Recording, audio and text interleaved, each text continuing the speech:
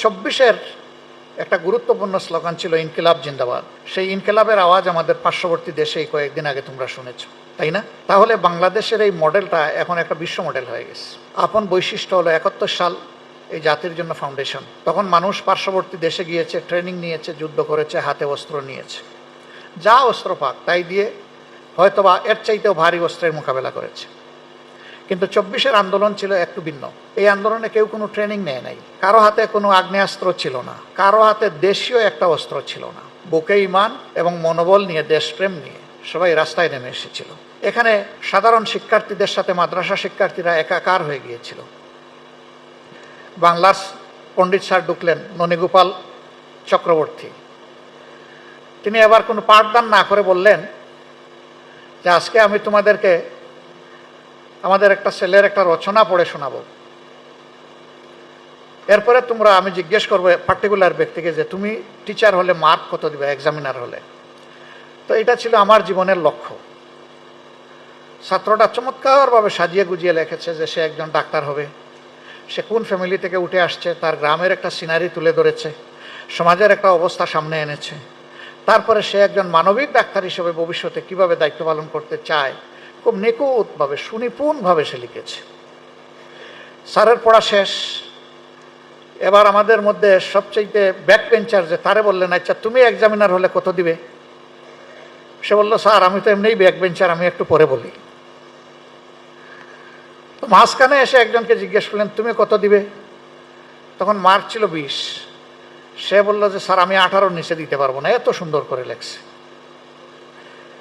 যে সবচেয়ে মেরিটোরিয়াস তারে জিজ্ঞেস করলেন, ওরে আমরা সক্রেটিস ডাকতাম, ওরে জিজ্ঞেস করলেন তুমি কত দিবে? সে বলল স্যার আমি 21 দেব। বলে তুমি 20-এর উপরে 21 মারছ? বলে স্যার এত সুন্দর করে আমি যে বইটই পড়ছি সেখানেও তো সব বইতে এই রচনা পাইনি, এটা আই এম ইমপ্রেসড স্যার। এই জন্যে 20 তার পাওনা, আর এক্সট্রা অর্ডিনারি হিসেবে আরও 1 তার পাওনা, এই 21। এবার ছাত্ররা জিজ্ঞেস করতে স্যার আপনি কত দিবেন? তখন তো এই ডিজিটাল সাইনবোর্ড ছিল না। তিনি ওখানে গিয়ে ব্ল্যাকবোর্ডে বড় করে একটা গুল্লা আঁকলেন। সবাই তো সারপ্রাইজ, এত সুন্দর রচনা, একদম হৃদয় কাড়া, প্রত্যেকটা শব্দ অক্ষর স্পষ্ট। এখন ছেলেরা জিজ্ঞেস করতে স্যার ওর হাতের লেখা কি খারাপ? কয় না, চকচকে একদম ছাপার অক্ষরের। তাইলে স্যার এত সুন্দর রচনা লেখলো, আপনি গুল্লা দিবেন কেন? কই যে ও তো আর্টসে লেখাপড়া করে। তখন তিনি বললেন যে এবার তোমাদের কোনো প্রশ্ন আছে? সবাই বলল না স্যার আমাদের আর কোনো প্রশ্ন নাই। এই জন্যে স্যার আসলেই, তিনি হেড এক্সামিনার ছিলেন, এর আগে অনেকে মার্ক দিয়েছে, বললেন যে ওদেরকেও যদি আমি ইন্টারমিডিয়েটের ছাত্র হিসেবে পাইতাম আমি ওদেরকেও 0 দিতাম। কারণ ওরা কেন দেখলো না যে সে তো সায়েন্সের ছাত্র না, আর্টসের ছাত্র, সে ডাক্তার হবে কীভাবে?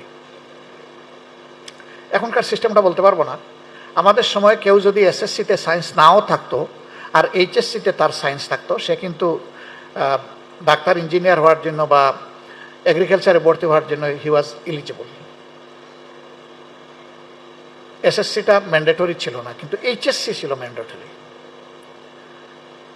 এখন তো আর সেই সমস্যা নাই। এখন নকলের সমস্যা আছে? কেউ বললে না যে কিছু দেখি কিছু কিছু সম্ভাবনা এখনো রয়ে গেছে। আচ্ছা যাক, ওইটা আসলে হওয়া উচিত না। জ্ঞানের যেমন সুপ্রিমেসি লাগবে, ঠিক নৈতিকতারও সুপ্রিমেসি লাগবে। We need talents, but never we need any evil talent. আমাদের অবশ্যই ট্যালেন্ট লাগবে, কিন্তু আমরা কোনো দুষ্ট ট্যালেন্ট চাই না। এই দুষ্ট ট্যালেন্টরাই এখন প্রিয় দেশটাকে একদম ছিঁড়ে পুড়ে খেয়ে দিয়ে শেষ করে দিচ্ছে। 100টা ডাকাত মিলে একটা সমাজের যে ক্ষতি না করতে পারবে, একজন উচ্চশিক্ষিত মানুষ যদি সমাজের কোনো কর্তৃত্বশীল জায়গায় চলে যায় এবং তার যদি নৈতিকতা না থাকে, তাহলে তার কলমের এক কুচায় তার চাইতে 100 গুণ বেশি জাতির ক্ষতি করা সম্ভব। আমি রাত্রে ঘরে ফিরে যখন পত্রিকাগুলো ব্রাউজিং করলাম অনলাইনে, দেখলাম যে বর্তমান সরকারি দলের বয়োজ্যেষ্ঠ একজন সম্মানিত নেতা, একজন গুরুত্বপূর্ণ মন্ত্রী, তিনি বললেন 5 মাসে আমরা কোনো পরিবর্তন আনতে পারি নাই, আগের চাইতে দুর্নীতির প্রবৃদ্ধি বেড়েছে, তবে শুধু প্রধানমন্ত্রীর চেষ্টা করে যাচ্ছেন, এই জায়গায় একটু ভরসা। আর আমি ওখানে বলেছিলাম দুর্নীতি দূর করতে হলে সরিষাকে আগে পবিত্র বানাতে হবে। তোমাদের এখন থেকে শপথ হবে ইনশাল্লাহ, আল্লাহ যেন আমাদেরকে মেধাবী বানান এবং আমরা যেন আল্লাহকে ডরানেওয়ালা সৎ মেধাবী হতে পারি। 2 বছর আগে তোমরা এসএসসির ছাত্র ছিলে, তাই না? এখন তোমরা এইচএসসির ছাত্র। আমি তোমাদের বললাম কেন? বললাম এই কারণে যে 4 বছরের শিশু থেকে শুরু করে 90 বছরের বৃদ্ধ পর্যন্ত সেই আন্দোলনে ঝাঁপিয়ে পড়েছিল, কিন্তু আন্দোলনের অগ্রভাগে ছিল ছাত্ররা। যত ছাত্র শাহাদত বরণ করেছে ম্যাক্সিমাম ইন্টারমিডিয়েটের স্টুডেন্ট, আশ্চর্যজনকভাবে। অবশ্য টোটাল শাহাদত বরণকারীদের মধ্যে শ্রমিকের সংখ্যা বেশি, কিন্তু ছাত্রদের মধ্যে এই গ্রুপটা বেশি। 24-এর একটা গুরুত্বপূর্ণ স্লোগান ছিল ইনকিলাব জিন্দাবাদ। সেই ইনকিলাবের আওয়াজ আমাদের পার্শ্ববর্তী দেশে কয়েকদিন আগে তোমরা শুনেছ, তাই না? তাহলে বাংলাদেশের এই মডেলটা এখন একটা বিশ্ব মডেল হয়ে গেছে। আপন বৈশিষ্ট্য হলো 71 সাল এই জাতির জন্য ফাউন্ডেশন। তখন মানুষ পার্শ্ববর্তী দেশে গিয়েছে, ট্রেনিং নিয়েছে, যুদ্ধ করেছে, হাতে অস্ত্র নিয়েছে, যা অস্ত্র পাক তাই দিয়ে হয়তোবা এর চাইতেও ভারী অস্ত্রের মোকাবেলা করেছে। কিন্তু 24-এর আন্দোলন ছিল একটু ভিন্ন। এই আন্দোলনে কেউ কোনো ট্রেনিং নেয় নাই, কারো হাতে কোনো আগ্নেয়াস্ত্র ছিল না, কারো হাতে দেশীয় একটা অস্ত্র ছিল না। বুকে ঈমান এবং মনোবল নিয়ে, দেশপ্রেম নিয়ে সবাই রাস্তায় নেমে এসেছিল। এখানে সাধারণ শিক্ষার্থীদের সাথে মাদ্রাসা শিক্ষার্থীরা একাকার হয়ে গিয়েছিল। সারা দেশের এটাই ছিল কমন চিত্র। টোটাল শহীদদের মাঝে মাদ্রাসা শিক্ষার্থীও একটা গুরুত্বপূর্ণ অংশ আছে। কেন এই জীবন কেন দিল ওরা? এই জীবন দিয়েছে তোমাদেরকে একটা সুন্দর জীবন দেওয়ার জন্য, যে আমাদের জীবনটা আমরা স্যাক্রিফাইস করব ভবিষ্যতের জন্য। আমাদের অধিকার কেড়ে নিয়েছে ফ্যাসিস্ট সরকার, ভবিষ্যতে কোনো সরকার এসে যাতে আমাদের অধিকার আর কেড়ে নিতে না পারে, এই রাস্তা আমরা কেটে দিচ্ছি। এই প্রত্যাশা নিয়ে, দেশপ্রেম বুকে নিয়ে তারা লড়াই করেছে খালি হাতে। আবু সাইদের হাতে একটা লাঠি ছিল, তাই না? ওইটা লাঠি না, প্লাস্টিকের একটা পাইপ ছিল, এবং সে বুঝতে পারছিল যে ওই দিকে হাতে অস্ত্র আছে, কিন্তু ওই দিকেই বুক করে সে বলেছে মার, মেরে দিয়েছে। আবু সাইদ মরে নাই। আল্লাহ তাআলা এই ব্যাপারে আমাদেরকে সুসংবাদ দিয়েছে যে আল্লাহর পথে যারা লড়াই করে, মানবতার জন্য যারা লড়াই করে জীবন দেয়, তাদেরকে তোমরা মৃত বলবো না। এরাই হচ্ছে মানবতার চ্যাম্পিয়ন, যারা মানবতার জন্য জীবন দিয়ে দুনিয়া থেকে বিদায় নেয়। তোমরা যারা আছো, আমরা দেখতে চাই তোমাদের মধ্য থেকে আইনস্টাইনের মতো বিজ্ঞানী বের হয়ে আসুক, নিউটনের মতো বিজ্ঞানী বের হয়ে আসুক। তোমরা আরেকজনকে ফলো করবা না, তোমরা ইনোভেটিভ হবা, ওদের চাইতে বড় বিজ্ঞানী হবা ইনশাল্লাহ, ওদের চাইতে বড় দার্শনিক হবা, সাহিত্যিক হবা, ঐতিহাসিক হবা। এখন যারা সমাজকে নেতৃত্ব দিচ্ছে এদের মতো হবা না, এদের চাইতে তোমরা শ্রেষ্ঠ হবা ইনশাল্লাহ। নেতৃত্ব মানে শুধুমাত্র রাজনৈতিক নেতৃত্ব না, নেতৃত্ব মানে পরিবার থেকে শুরু করে সমাজের সর্বক্ষেত্রে। একজন শিক্ষক, তিনি ওই ক্লাসের নেতা। একজন প্রিন্সিপাল, তিনি ওই প্রতিষ্ঠানের নেতা। একজন ভিসি, তিনি ওই বিশ্ববিদ্যালয়ের নেতা। একজন টপ ব্যাংকার, তিনি ওই ফিনান্সিয়াল ইনস্টিটিউশনের নেতা। এইভাবে আমরা চাই যে সমাজের সর্বক্ষেত্রে বর্তমানে যে বিধ্বস্ত একদম ভঙ্গুর যে নেতৃত্ব আছে, এইটা তোমাদের দ্বারা বদলে যাক। তোমরা পারবা তো ইনশাল্লাহ? তোমাদেরকে পারতে হবে, কারণ তোমরা ব্যর্থ হলে জাতি ব্যর্থ হয়ে যাবে, ব্যর্থ হওয়া যাবে না ইনশাল্লাহ। বিশ্বের অন্যান্য দেশের তরুণরা, কিশোররা যা পারে, ইনশাল্লাহ বাংলাদেশের তরুণ এবং কিশোররা তাই পারবে, তার চেয়ে ভালো পারবে ইনশাল্লাহ। কারণ কার্যত স্বীকার করতে হবে, আমাদের দেশ কোনো উন্নত ধনী দেশ না, এটা গরিব মানুষের দেশ। অল্প কিছু মানুষ আছে যারা জনগণের টাকা অসৎ পথে হাতিয়ে নেয়, তারা ছাড়া।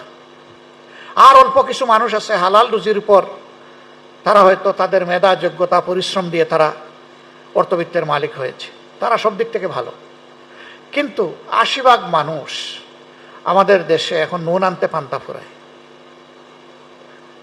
আমাদের সরকার তো বিভিন্ন ধরনের কার্ড দিচ্ছে, তাই না? কার্ড দিবে হয়তো ধরো 50,000 মানুষকে বা 50,000 ফ্যামিলিকে, আর আমাদের দেশে ফ্যামিলি আছে 5.5 কোটি, তো বাকিদের কি হবে? এই কার্ড দেওয়ার আগে গ্যাসের দাম বেড়ে গেল, তেলের দাম বেড়ে গেল, বিদ্যুতের দাম বেড়ে গেল, জিনিসপত্রের দাম বেড়ে গেল। তো এই কার্ড দিয়ে কি হবে?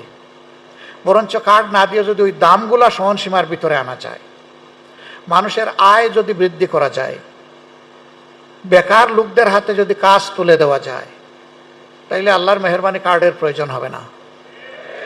আর এই সমস্যাগুলোর সমাধান যদি না করা যায়, তাহলে কার্ড দিয়েও বড় কোনো উপকার সাধন করা কঠিন হবে। সকল অঙ্গে ব্যথা থাকলে মলম কোন জায়গায় দিবেন? তাইলে কি সব অঙ্গ কেটে ফেলতে হবে? না, ওই রক্ত, ওই ব্লাড চেঞ্জ করে ফেলতে হবে। এই দূষিত রক্ত রেখে পরিশুদ্ধ শরীর আশা করা বুকার স্বর্গে বাস করার সমান।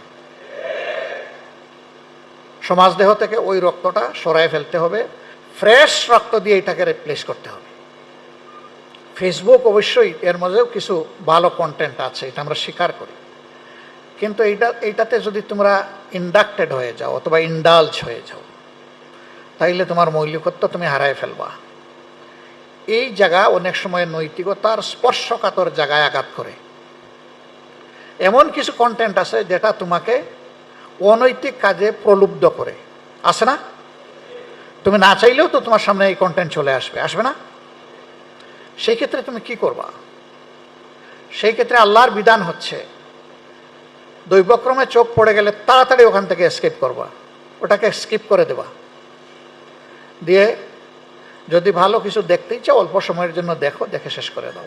নিজে যদি কিছু লিখতে চাও, এমন জিনিস লেখো যেটার জন্য পরে তোমাকে পস্তাতে হবে না। আবার লেখার পরে ডিলিট করার প্রয়োজন হবে না, বরঞ্চ লেখার পরে আল্লাহর শুকরিয়া আদায় করে বলবা যে ভালো একটা জিনিস দিয়েছি এখানে। লিখতে হলে ওইটা লিখতে হবে। অন্যের কোনো পোস্টে রিয়্যাক্ট করতে হলে যুক্তি এবং শালীনতার সাথে করতে হবে। অযৌক্তিক, অশালীন এই দুই জিনিস আমাদের সাথে যায় না। আমরা যুক্তি এবং শালীনতার ভিতরেই পারফর্ম করব, শুধু এইখানে না, এভরিহোয়ার। কোরআন হাদিস তোমাকে স্পিরিট যোগাবে, জ্ঞানের আলো তোমার কলবের মধ্যে জ্বালিয়ে দেবে। এই জন্য কোরআন হাদিসের সাথে সম্পর্ক হোক গভীর বন্ধুত্বের সম্পর্ক। তোমাদের ব্যাপারে তোমাদের শিক্ষকরা যেন বলে, আমার এই ছেলেটা আদব এবং শিষ্টাচারের শীর্ষে, আমার এই ছেলেটা কর্তব্যপরায়ণতার শীর্ষে। সে ছাত্র হিসাবে ফাঁকিবাজ নয়, আল্লাহ যেটুকু যোগ্যতা তাকে দিয়েছেন সে তার পুরাটা কাজে লাগায়। আর তার সহপাঠী এবং আমাদের সাথে ব্যবহারে আমরা মুগ্ধ। তোমার শিক্ষক যখন তোমার সম্পর্কে এরকম কোনো সার্টিফিকেট দিবেন, তখন তুমি একজন সফল ছাত্র। তোমার সহপাঠীরা যখন বলবেন যে তার সহপাঠী, আমি অমুকের সহপাঠী, আমি অমুকের সাথে একসাথে লেখাপড়া করি, তোমাকে রেফার করে যেদিন বলবে, সেদিন তুমি বুঝবা যে ওদের অন্তরে তুমি ঢুকে গেছো।